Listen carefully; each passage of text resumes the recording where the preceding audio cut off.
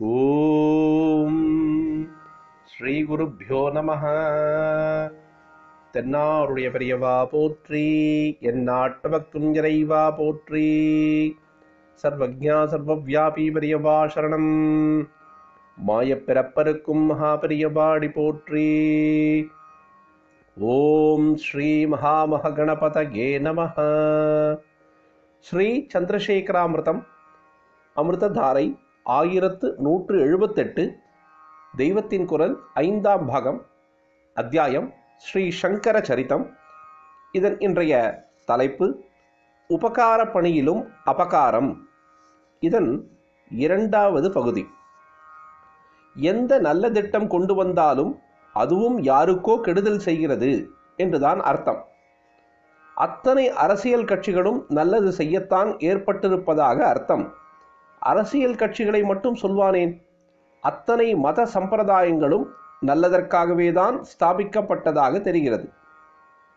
ஆனால் கட்சிக்கு கட்சி, மதத்துக்கு மதம் சண்டையான சண்டை என்றால் யார் சொல்வது நல்லது, யார் சொல்வது கெட்டது? சமூக விஷயத்தில் லௌகீகமாக இதுதான் நல்லது என்று ஒரு வழியை மட்டும் வைக்க முடியாததால் தான் இத்தனை கட்சிகள் தோன்றியிருக்கின்றன. அப்படியே ஆத்மார்த்தமாகவும் இதுதான் நல்லது என்று சர்வ ஜன சம்மதமாக ஒன்றை காட்ட முடியாததால் தான் இத்தனை மதங்கள் தோன்றியிருக்கின்றன. எந்த கட்சியானாலும் மதமானாலும் அதனால் யாருக்கோ லோக ரீதியான வாழ்க்கையிலோ மனோரீதியான அனுபவத்திலோ கஷ்டம் ஏற்படுவதால் தான் எதிர்ப்பு, சண்டை, குஸ்தி ஏற்படுகிறது. சனாதனிக்கு நல்லது பண்ணினால் சீர்திருத்தவாதி லபோ லபோ என்கிறான். சீர்திருத்தவாதிக்கு சாதகமாக பண்ணினால் சனாதனை சபிக்கிறான். இவன் சபிப்பது மட்டுமில்லை, ரிஷிகளெல்லாம் சபிப்பார்கள், தெய்வ சாபமே வந்துவிடும் என்கிறான். ஒரு பாஷையை அபிவிருத்தி செய்தால் இன்னொரு பாஷை க்ஷீணிக்கிறது. பண்ணையாளுக்கு நல்லது பண்ணினால் நில சொந்தக்காரனுக்கு கெடுதலாகிறது. முன்னேறிய வர்க்கம், பின்னேறிய வர்க்கம் என்று பிரிவு செய்திருப்பதில் ஒன்றுக்கு நல்லது பண்ணுவதில் இன்னொன்று படும் அவஸ்தைகள் எல்லோருக்கும் தெரிந்ததுதான்.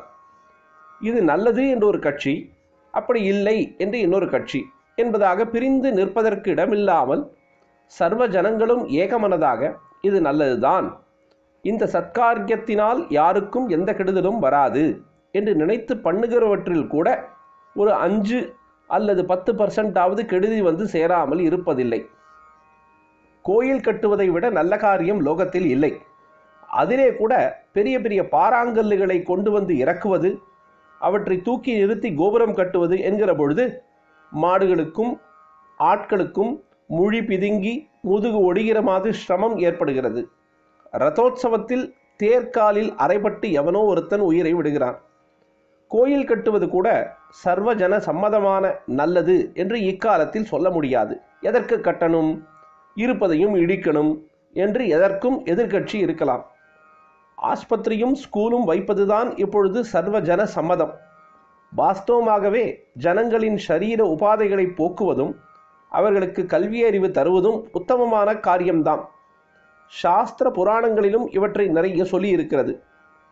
ஆனாலும் இவை கூட முழுக்க அன்மிக்ஸ்டாக நல்லது மட்டும்தான் செய்வையா என்று யோசித்து பார்த்தால் இல்லை என்றே தெரியும்.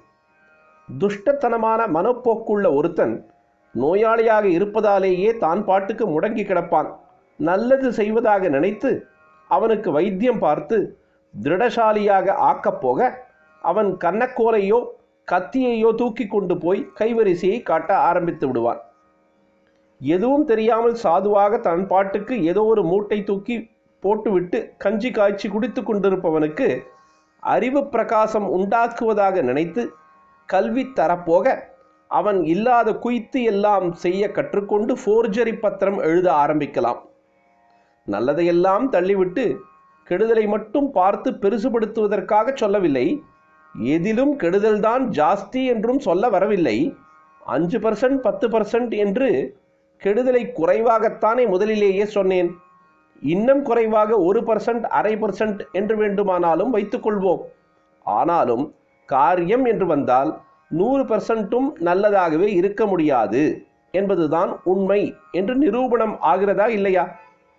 ஐயோ, நாம் அப்படி நினைத்து பண்ணினோம், இப்படி விபரீதமாக முடிந்து விட்டதே, என்று எத்தனை சந்தர்ப்பத்தில் நினைத்திருக்கிறோம். நல்லது என்று நினைத்து பண்ணுவது கெட்டதில் முடிகிறதைத்தான் இது காட்டுகிறது. ஸ்வராஜ்யம் வாங்கி கொடுத்த காந்தியைப் போல நமக்கு நல்லது பண்ணினவரே இல்லை என்று விழாக்கள் கொண்டாடி தலைவர்கள் எல்லோரும் புகழாரம் சூட்டுகிறார்கள். ஆனாலும் அவரோ ஸ்வராஜ்யம் வந்து 5-6 மாதங்களுக்குள்ளே அசாசினேட் ஆவதற்கு, அதாவது கொலை செய்யப்படுவதற்கு முந்தியே தேசம் 2ஆக பிரிந்ததில் லட்சக்கணக்கில் ஜனங்கள் கொண்டு ரணகளறியானதை பார்த்து மனசு தாங்காமல் இதற்காகத்தானா ஸ்வராஜ்யம் வந்தது என்று புலம்பும்படியாகிற்று. சுதந்திர இந்தியாவில் அந்த 5-6 மாதம் ஜீவிப்பதற்குள்ளேயே அவர் மனசுக்கு ஏற்காத அநேக விஷயங்கள் நடந்து அவர் பட்டினி கூட இருக்க வேண்டியது ஆயிற்று. நல்லது பண்ண போய் எப்படி பயங்கரமாக கெட்டது புறப்பட்டு விடுகிறது என்பதை நன்றாக தெரிவிப்பதாக கிணறு வெட்ட பூதம் புறப்பட்டது என்று பழமொழியே இருக்கிறது. இன்னொரு பழமொழி, ஒரு பிரச்சனையை தீர்க்க பரிகாரமாக நினைத்து என்னவோ ஒன்று பண்ணுகிறோம், அப்போதைக்கு மூலமான பிரச்சனை தீர்ந்த மாதிரியாகத்தான் இருக்கிறது.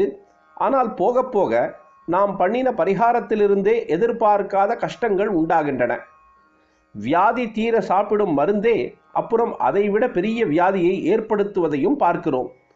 ரெமெடி ஒர்ஸ் தேன் டிசீஸ் என்று சொல்கிறார்கள். இதையெல்லாம் பார்த்துவிட்டு சும்மா கிடப்பதுதான் ஸ்லாக்கியம், நல்லது பண்ணுகிறேன் என்று ஆரம்பிக்க போனால் நல்லதற்கு இல்லாததெல்லாம் கிளம்பி விடுகிறது என்பதை தெரிவிப்பதாக சும்மா இருக்கிற சங்கை ஊதிக்கெடுத்தானாம் ஆண்டி என்றே பழமொழி இருக்கிறது. ஊர் சமாச்சாரமெல்லாம் சொன்னேன், சொந்த சமாச்சாரமாக 2 சொல்கிறேன். அமிர்தம் தொடர்ந்து பொழியும். பிரதோஷ சங்கர பிரத்யக்ஷ சங்கர தென்னாருடைய பெரியவா போற்றி, எந்நாட்டவர்க்கும் இறைவா போற்றி, சர்வஜ்ஞா சர்வவியாபி பெரியவா சரணம், மாயப்பிறப்பருக்கும் மகாபெரியவாடி போற்றி.